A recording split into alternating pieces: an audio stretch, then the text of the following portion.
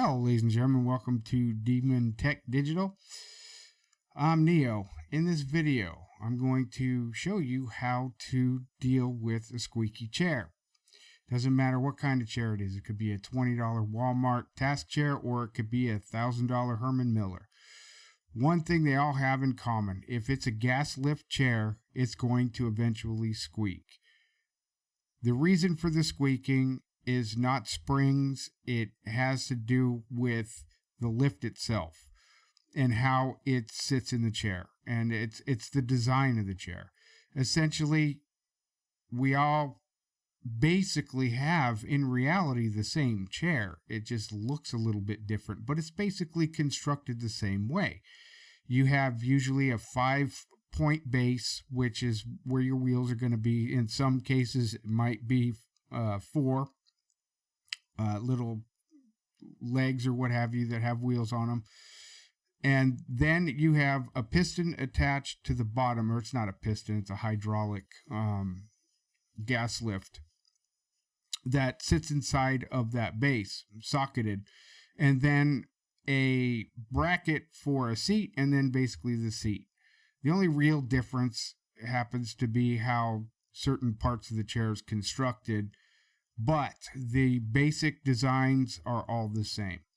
So the squeaking points are occurring at the base and the bracket itself. Those 2 points where the gas lift sits and makes contact with the other parts is where that squeak's coming from.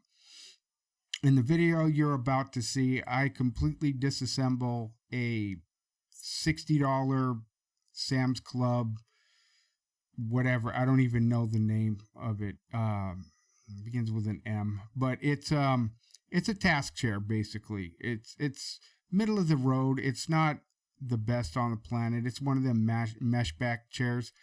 As a matter of fact, it's sitting right there.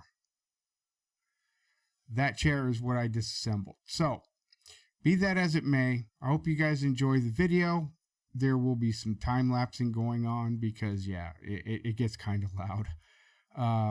Anyways, yeah, y'all take care, stay safe, and I'll see you on the flip side. Peace.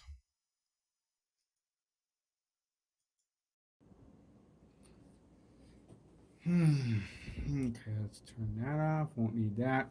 Alright. So we should be in action. Alright. The first thing I'm going to do here, I'm going to take this and I'm going to lay it down. Alright. I got 2 different screwdrivers here. They're Allen keys. And looks like neither's going to work. Okay, I know exactly which one it is. One like this one.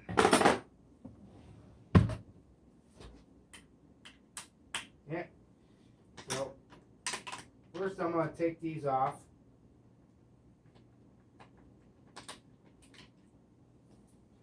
Set these off to the side. Okay. Normally I would not do this. Normally I would stand it up. But it won't matter.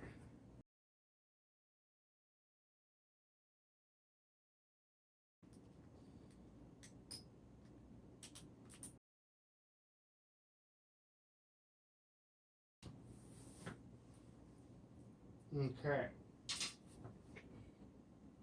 Now that that's out of the way, I'm going to take this off.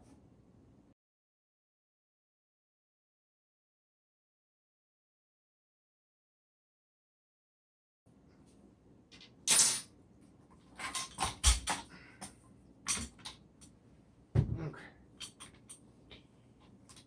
Now that that's free,